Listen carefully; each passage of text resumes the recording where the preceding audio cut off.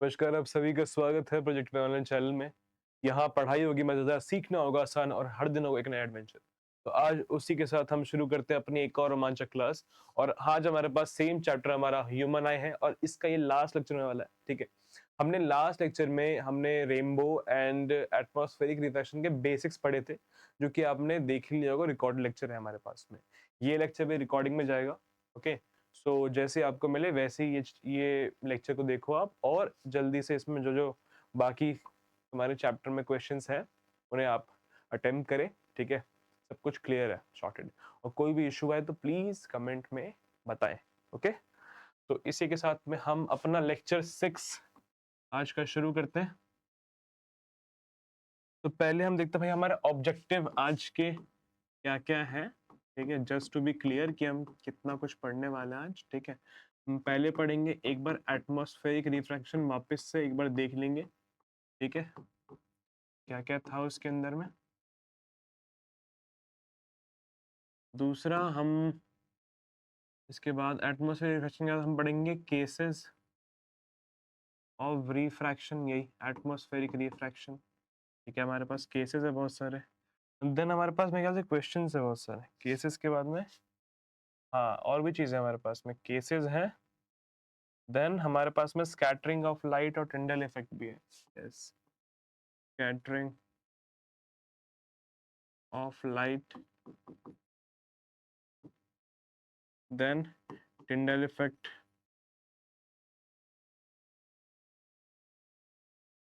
And कुछ important PYQs. तो ये 5 मेन चीजें हम करने वाले हैं इस लेक्चर के अंदर में। ठीक है, तो बने रहिए, हर एक पॉइंट ध्यान से देखना, जो भी समझ में नहीं आए वीडियो को बैक करना, देन वापस प्ले करना। Okay, simple. चलिए शुरू करते हैं इसके साथ में।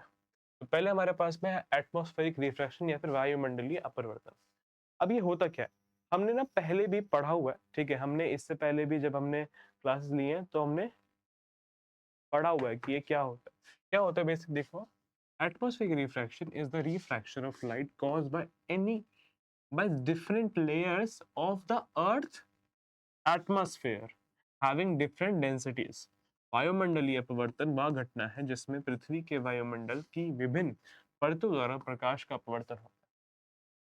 देखो सिंपल है, अपवर्तन हम जानते हैं। अपवर्तन क्या होता है कि जब भी प्रकाश जो होता है वो एक मीडियम से दूसरे मीडियम में जाता है तो उसकी गति और उसकी दिशा में परिवर्तन आता है, यही होता है अपवर्तन। अब जब ये अपवर्तन जो है वो वायुमंडल के वजह से हो रहा है तो उसे बोल देंगे वायुमंडलीय अपवर्तन। अब ये हो कैसे रहा है, समझो। मानो कि ये हमारी अर्थ है, ठीक है। अब इसमें लेयर्स होती है, एक ये लेयर ऊपर गई, ये इसके ऊपर लेयर हो गई।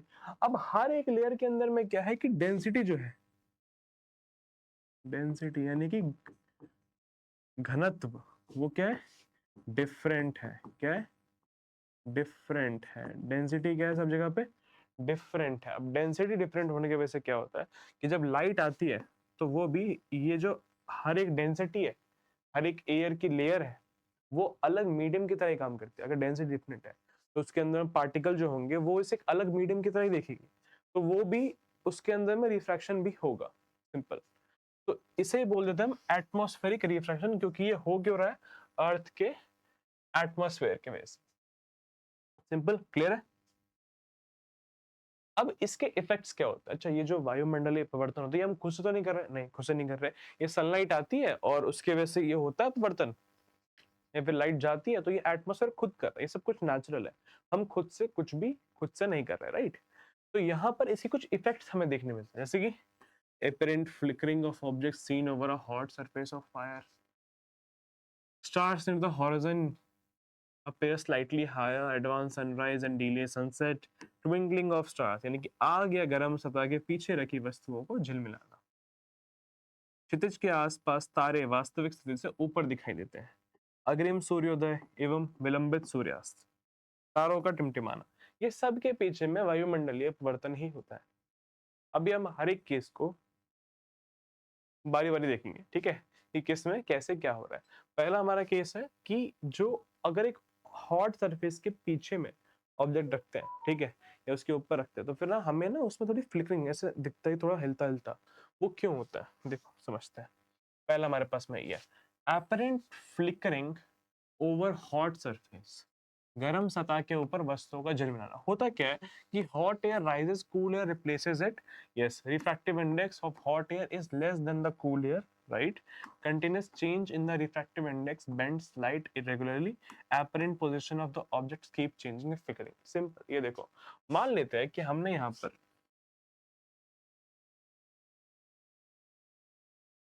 यहाँ पे हमने किसी चीज को आग, ऐसे नहीं, ये एक हमने लिया कंटेनर, इसमें पानी भरा हुआ है और हमने क्या किया, हमने यहाँ पर नीचे से इसको ऐसे आग लगा दी, ठीक है? अब इससे होगा क्या कि जब ये पानी उबलेगा तो इसमें से स्टीम निकलेगी, ऊपर जाएगी, स्टीम निकलेगी और ऊपर जाएगी। मैंने मान लो कि इसके पीछे में कोई ऑब्जेक्ट रख दिया, ठीक है? ये हमारा डॉल है, ये हमने पीछे रख दिया, ठीक है? ये कौन सा डॉल है? ये हमारा तात्या बिच्छू भाई, तात्या बिच्छू। तात्या बिच्छू को मैंने इसके पीछे रखा, ठीक है? अभी मैंने तात्या बिच्छू को इसके पीछे रखा, ठीक है? और जो एयर है ये ऊपर जाएगी, तो होता क्या कि जो एयर है, ये एयर है कैसी? Hot air. अब हॉट एयर की डेंसिटी जो होती है वो कूल एयर से क्या होती है? कम होती है। तो इसलिए क्या होगा कि ये ऊपर चली जाएगी और जो कूल एयर है यहाँ पर, वो कहाँ पे आ जाएगी? नीचे आ जाएगी। आपको पता है चीज कि डेंसिटी में जो चीज ज्यादा होती है वो नीचे रहती है और जो कम होती है वो ऊपर आती है। तो क्योंकि कॉन्स्टेंटली जो होगी, जो नीचे कूल एयर आएगी, फिर वो थोड़ी देर में क्या हो जाएगी? हॉट हो जाएगी, फिर ऊपर चली जाएगी, फिर ऊपर से कूल एयर नीचे आएगी। अब हो क्या रहा है कॉन्स्टेंटली कि यहाँ पर हॉट एयर भी आ रही है, कूल एयर भी आ रही है, ठीक है? और कूल एयर की डेंसिटी जो है वो ज्यादा है हॉट एयर के मुकाबले में।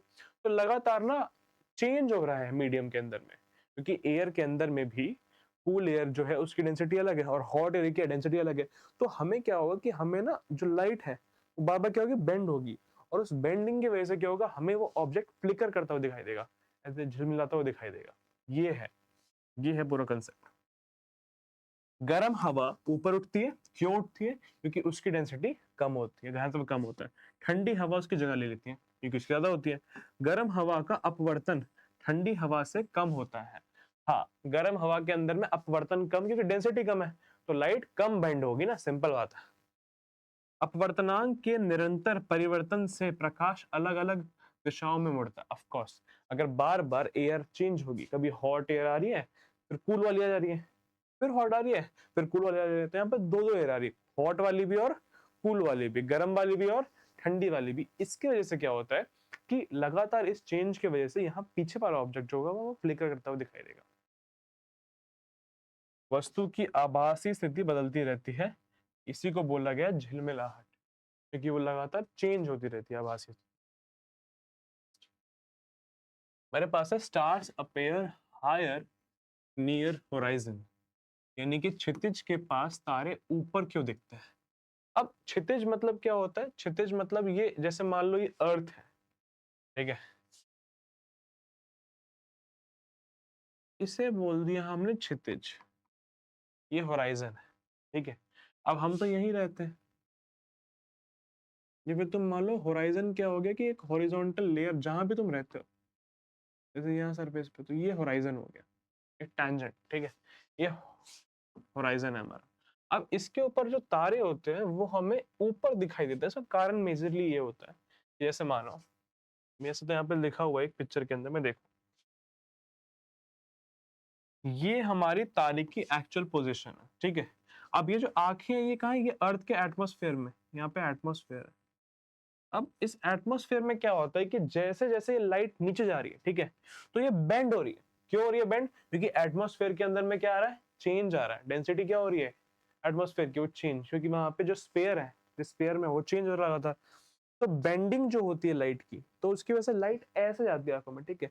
और जब ऐसे जाएगी ना, तुम्हें क्या लगेगा कि तुम्हें लगेगा कि लाइट तो बिल्कुल सीधी है, क्योंकि हमें हमेशा लगता है कि लाइट क्या आई है? सीधी आई है। तो तुम देखोगे, तुम्हें लगेगा बिल्कुल सीधी आई है, तो सीधी तो जब तुम देखोगे तुम्हें ना तारा यहाँ दिखाई देगा। कहाँ दिखाई देगा? यहाँ दिखाई देगा, जबकि वो है यहाँ पर उसकी लाइट जो बेंड हो गई तो तुम्हें वो दिखाई देगा बिल्कुल सीधा, और सीधे के हिसाब से वो ऊपर दिखाई देता है हल्का सा। ये रीजन होता है कि जो तारे होते हैं होराइजन के पास में, क्षितिज के पास में, वो अपनी असल स्थिति से, असल जगह से ऊपर दिखाई देते हैं। कारण ये कि जो लाइट आ रही है वो बेंड होके आ रही है, जो बेंड होके मेरे आंखों तक आई, तो मुझे लग रहा है कि वो बिल्कुल सीधी आई है, तो मुझे वो तारा बिल्कुल सीधा ही दिखाई देगा। बिल्कुल ऊपर, जबकि वो है कहाँ पे, नीचे। वो दिखाई कहाँ दे रहा है, ऊपर। है कहाँ पे, नीचे। दिखाई क्या दे रहा है, ऊपर। समझ गए, सिंपल। Atmospheric density and refractive index increased from top to bottom. ऊपर से नीचे आते आते इंडेक्स बढ़ता जाता है, इसलिए वो ऐसे मुड़ती जाती है। Light bends towards the normal. Of course सी बात है, जब डेंसिटी बढ़ जाती है तो वो नॉर्मल की तरफ बेंड हो। जब यहाँ पे आई तो ये नॉर्मल है, देखो बेंड हुई, फिर ये नॉर्मल है, फिर ये नॉर्मल है, देख रहे हैं, वो नॉर्मल की तरफ बेंड होती आ रही है लाइट लगातार। Star appears higher than its actual position. Course वायुमंडलीय का घनत्व और अपवर्तनांक नीचे की ओर बढ़ता है। जितना नीचे आओगे उतना बढ़ते जाता है। प्रकाश सामान्य की ओर से मुड़ता है। सामान्य, सामान्य नहीं, इसको नॉर्मल को सामान्य बोल दिया इसने यहाँ पर। तारा अपनी वास्तविक स्थिति से ऊपर दिखाई देता है, क्योंकि वो मुड़ के आता तो हमें लगता है कि बिल्कुल सीधा है, इसलिए हमें कहाँ दिखाई देता है, ऊपर। चलो next case, advance sunrise and delayed sunset, यानी कि अग्रिम सूर्योदय और विलंबित सूर्यास्त। अब ये केस लिए देखो, ये भी होराइजन के वे से ही होता है, सिंपल। तो ये 2-2 मिनट का फर्क है भाई, देखो यहीं पे लिखा हुआ है, sun appears 2 minute earlier than before the actual sunrise और remain 2 minute late than after the sunset. मतलब सनराइज होने के 2 मिनट पहले से हमें सन दिखने लगता है, और सनसेट होने के 2 मिनट बाद तक हमें सनसेट ही दिख रहा होता है। ठीक है, कि वो सनसेट हो रहा है, हम 2 मिनट लेट होता है। रीजन ये होता है कि देखो मान लो अभी यहाँ पर पोजिशन है, अभी ये है कि इस पे सनराइज पे, ठीक है, मतलब ये होने वाला सनराइज, ये ऊपर आने वाला है, ठीक है। अभी सनराइज हुआ नहीं है, लेकिन क्योंकि जब इसकी लाइट आती है तो ये बेंड होके आती है, ऐसे बेंड हुई, एटमॉस्फेयर में आएगी तो ये बेंड होगी। अब जब ये बेंड होके आती है ना, ठीक है, जब ये बेंड होके आती है ना, तो यहाँ पे जो इंसान है उसके आंखों में ये जब लाइट पड़ती है उसे लगता है कि बिल्कुल सीधी आई है लाइट। कहाँ आई है, बिल्कुल सीधी आई है, और इसलिए उससे जो सूर्य होता है वो ऊपर दिखाई देता है, और वो कहता है भाई सनराइज तो हो गया, लेकिन सनराइज अभी नहीं हुआ है। सन अभी कहाँ है, नीचे, बट उसकी लाइट क्योंकि आते हुए बेंड हुई रिफ्रैक्शन की वजह से, और रिफ्रैक्शन के जो आंखों में पड़ी तो हमें लग रहा है कि वो कहाँ से आई है, सीधी आई है, इसलिए हमें लगता है कि जो सन है वो ऊपर आ गया। ये 2 मिनट का फर्क होता है। सेम होता है सनसेट में, कि सन नीचे चला गया, ठीक है, लेकिन तब भी जो लाइट है वो हमारी आंखों में पड़ रही है, तो हमें लग रहा है कि अभी कहाँ है, वो ऊपर है, भी सनसेट हो रहा है। तो होने के बाद भी हमें लग रहा है कि हो रहा है, तो डिले हो गया सनसेट, है ना। और होने के पहले भी सनराइज हमें लग रहा है कि हो गया है, तो ये क्या होगा, एडवांस सनराइज। सिंपल, समझ में आ गया, हिसाब क्लियर है। Due to bending of light from rarer to denser layer of the atmosphere, जितना अंदर जाओगे लेयर उतनी डेंस होती है, इसलिए लाइट और मुड़ती जाती है। इसकी वजह से हमें इनकी पोजीशंस जो होंगी वो अलग दिखाई देंगी। वास्तविक सूर्योदय से लगभग 2 मिनट पहले दिखाई देता है सूर्य, और सूर्यास्त के बाद भी लगभग 2 मिनट तक दिखाई देता है सूर्य। यह वायुमंडलीय अपवर्तन के कारण होता है। किस कारण होगा, वायुमंडलीय अपवर्तन के कारण। ट्विंकलिंग ऑफ स्टार्स, तारों का टिमटिमाना। स्टार्स आर वेरी फार, बहुत दूर हैं तारे, पॉइंट सोर्सेज ऑफ लाइट। और इन ये पॉइंट सोर्सेज है, मतलब बहुत छोटे छोटे सोर्स पे, वो बिंदु जैसे सोर्स है लाइट के, इनमें से लाइट एमिट होती है।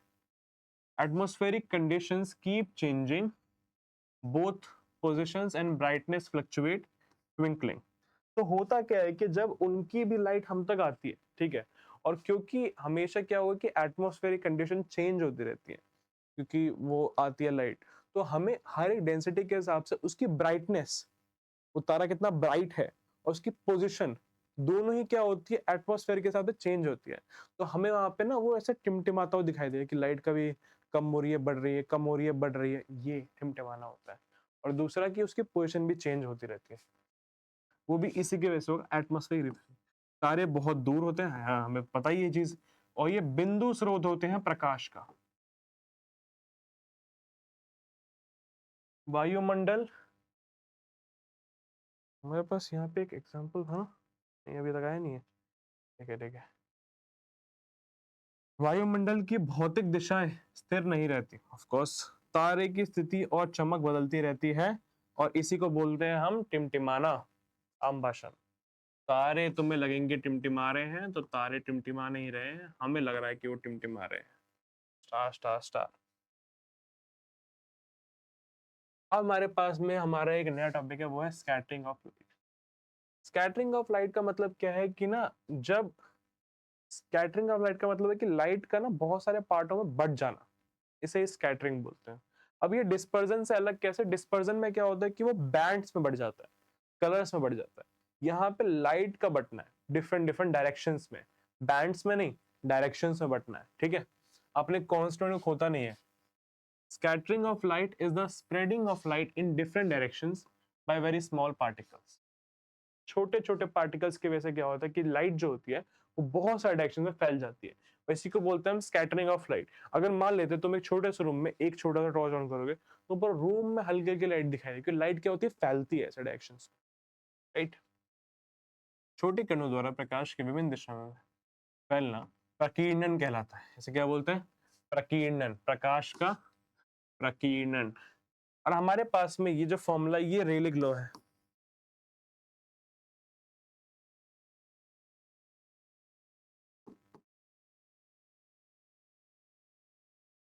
साइंटिस्ट से हमारे रेलिक, यहाँ पे नाम मेंशन किया हुआ है इसको, ठीक है, कोई बात नहीं। रेलिक हमारे एक साइंटिस्ट थे, उन्होंने ये लॉ दिया था कि जो स्कैटरिंग होती है वो वेवलेंथ पे डिपेंड करती है। और कितनी डिपेंड करती है? जितनी ज्यादा वेवलेंथ होगी उतनी कम स्कैटरिंग होगी। देखो, स्कैटरिंग जो होगी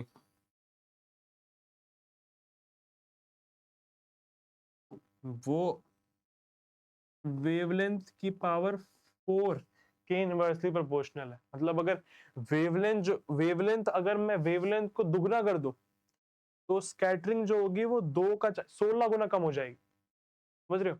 जितनी ज्यादा वेवलेंथ होगी उतनी कम स्कैटरिंग होगी। सिंपल बात है, हमने बताया था कि रेड रंग जो होता है उसकी वेवलेंथ क्या ज्यादा होती है, वो कम स्कैटर होता है। इसलिए ना रेड रंग ना हम बहुत दूर से भी देख पाते हैं, क्योंकि फैलता नहीं है, जिसकी वेवलेंथ क्या होती है, ज्यादा।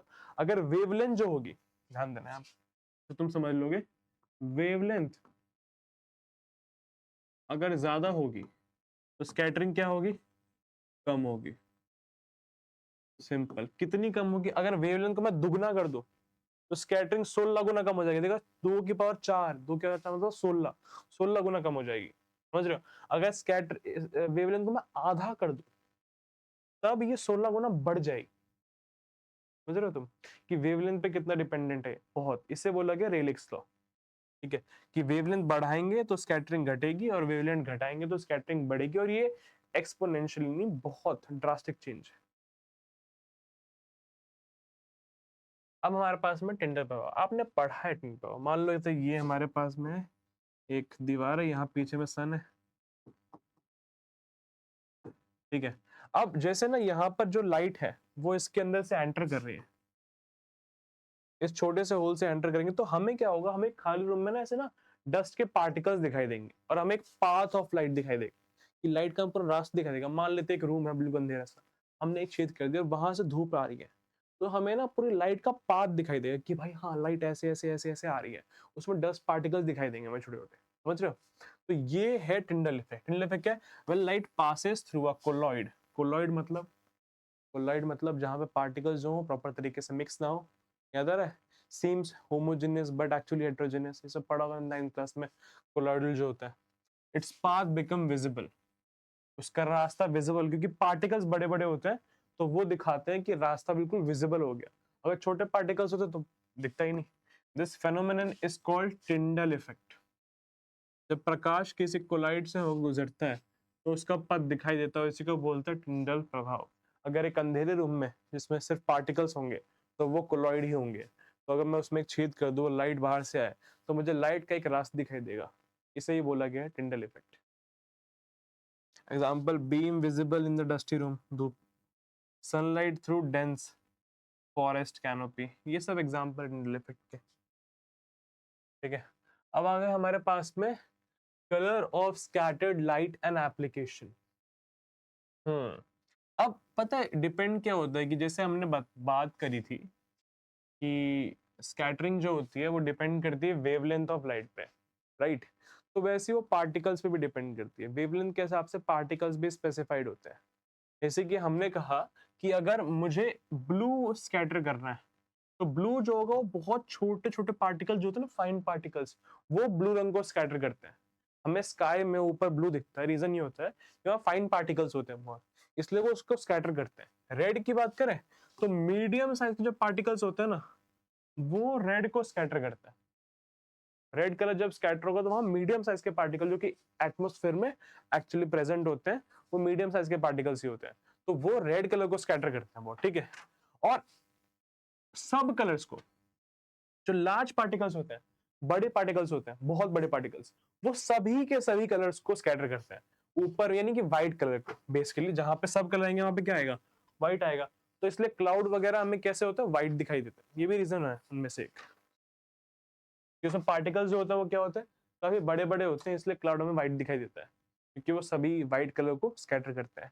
एयर ब्लू होता है ऊपर में, क्योंकि वहां पे फाइन पार्टिकल्स होते हैं। हमें रेड यहाँ पे दिखाई देगा ज्यादा, रीजन क्या होता है कि वहां पे मीडियम पार्टिकल्स होंगे। तब बहुत सूक्ष्म कण नीला रंग, मध्यम कण लाल रंग, बड़े कण सभी रंग यानी कि सफेद रंग। अब why danger signs are in red, देखा होगा आपने अपने आसपास में, या फिर कभी रोड पे देखा हो चलते हुए कि ना, रोड वो कॉशन का साइन लिखा होता है, या फिर आगे ये खतरा वगैरह जो भी, हमेशा वो रेड से होता है। रेड से होने का रीजन क्या, क्यों रेड से क्यों होता है? Red is the least scattered and visible from long distance, क्योंकि रेड जो होता है वो स्कैटर नहीं होता, फैलता नहीं है, तो वो दूर से भी दिखाई देगा तुम्हें। तुम बहुत दूर से भी रेड कलर को देख सकते हो, क्योंकि वो स्कैटर नहीं, वो अगर फैलेगा तो वहीं पे एंड हो जाएगा, बट क्योंकि वो फैल नहीं रहा, उसकी वेवलेंथ क्या बहुत ज्यादा है, इसलिए वो मुझे बहुत दूर से दिखाई देगा। इसलिए डेंजर साइन को रेड से लिखते हैं, ताकि दूर से भी तुम्हें वो दिखाई दे। और अब हमारे माइंड में ना एक ना कंफ्यूजन है कि रेड देखते ही हमें लगता है कि डेंजर है। ये हो गया हमारे साथ। खतरे के संकेत में लाल रंग क्यों होते हैं, कि लाल रंग सबसे कम बिखरते हैं और दूर से स्पष्ट दिखाई देते हैं। अब हमारे पास में क्वेश्चंस है जो बहुत ही इंपॉर्टेंट है, तो देखना ध्यान से जो भी यहाँ पे लिखे हुए हैं, ठीक है। पहला क्या है, why does sky appear blue, बताओ भाई, अभी भी बताया था, आकाश नीला के दिखाया था। The earth atmosphere contains very fine particles, अभी कहा था ब्लू कलर जो होता है वो फाइन पार्टिकल्स ही स्कैटर करते हैं, of gases and dust. According to Rayleigh's scattering, shorter wavelength light scatters more than to longer wavelength light, जो shorter wavelength की लाइट होती है। अब देखो वेब की ओर में इसकी वेवलेंथ बहुत ज्यादा है, इसकी तो कम है, क्योंकि तो इस तरफ आ गया। Blue light has a shorter wavelength than red light, so it is scattered more in all directions. As a result, the blue light reaches our eyes from all directions and the sky appears blue. क्योंकि blue light जो होती है उसकी wavelength छोटी है, तो वो हर direction में फैलता है, और हर डायरेक्शन फैलता है, इसलिए हमेशा हमें ब्लू लाइट दिखाई देगी। इसलिए मतलब स्काई क्या है, ब्लू है। ये रीजन है स्काई ब्लू होने का। पृथ्वी के वायुमंडल में गैसों और धूल के अत्यंत सूक्ष्म कण होते हैं। रेले के प्रकीर्णन नियम के अनुसार कम तरंग दैर्घ्य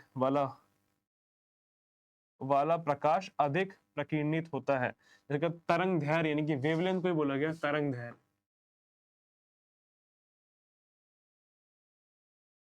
जिसका तरंग दैर्घ्य जो होता है वो कम होता है, वो ज्यादा प्रकीर्णित होता है। नीले प्रकाश की तरंग दैर्घ्य लाल प्रकाश से कम होती है, इसलिए उसमें अधिक बिखरता है, और फलस्वरूप आकाश हमें कैसे दिखाई देगा, नीला दिखाई देता है। ये रीजन होता है हमारे पास। दूसरा question, Why does the sky appear dark to astronauts in space? अंतरिक्ष में अंतरिक्ष यात्री को आकाश काला क्यों दिखाई देता है? क्योंकि हमें फाइन पार्टिकल्स नहीं है, simple.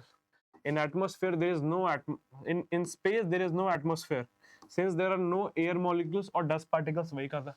Scattering of light does not occur, इसलिए स्कैटरिंग नहीं होती, ये पार्टिकल्स ही नहीं है, फाइन पार्टिकल्स, वहां पे स्कैटरिंग होती ही नहीं। स्कैटरिंग नहीं होगी अगर लाइट बटेगी ही नहीं, बिखरेगी ही नहीं, तो दिखाई कहां से देगा तुम्हें कोई रंग, सिंपल बात है। As no scattered light reaches the astronaut eyes, the sky appears dark or black. अंतरिक्ष में वायुमंडल नहीं होता, वायु कणों की अनुपस्थिति के कारण प्रकाश का प्रकीर्णन नहीं होता, इसलिए बिखरा हुआ प्रकाश आंखों तक नहीं पहुंचता और आकाश काला दिखाई देता है। अगला, why do clouds appear white?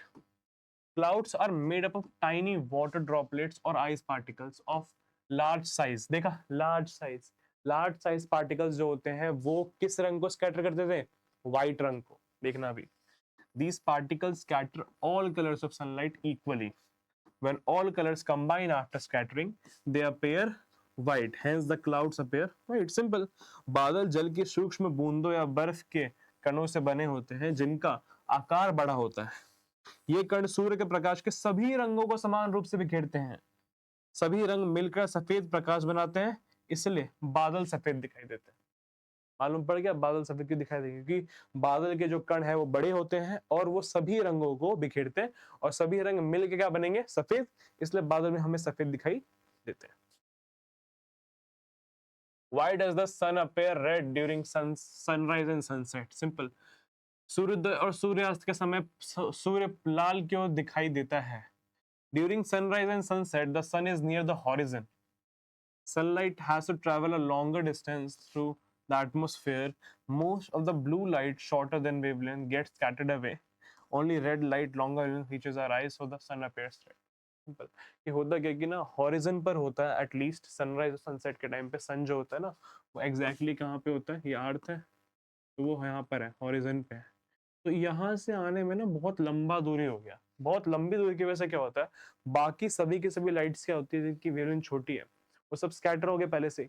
जो लास्ट लाइट बचती है वो कौन सी होती है? रेड होती है, क्योंकि उसकी क्या है, वेवलेंथ बहुत ज्यादा है, इसलिए बस हमें रेड दिखाई देता है। और इसलिए हमें सनसेट और सनराइज के टाइम पे सन जो होता है वो रेड दिखाई देगा कि सनलाइट की बाकी लाइट्स क्या हुई, बढ़ गई।